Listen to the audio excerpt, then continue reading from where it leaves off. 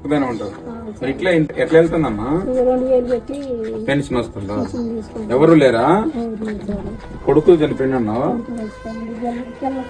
భర్త చచ్చిపోయిందా? లేదు నాన్న ఇదేం ఒంట్లో ఏమైంది? పచ్చివాతం వచ్చింది. పక్షవాతం వచ్చిందా? ఇప్పుడు ఇంట్లో ఒకదానే ఉంటున్నావా? ఓకే తల్లి, మీరేం బాధపడకండి. ఇప్పుడు కంట్రోల్ పోయింది తింటున్నావు. అవును సార్. ప్రస్తుతానికి తీసుకుంటే తల్లి మీకు 2 నెలల వరకు వస్తాయి. ఓకేనా? మీకు మళ్ళీ అయిపోగానే మళ్ళీ చెప్పడానికి మీకు 2 నెలలు వస్తాయి.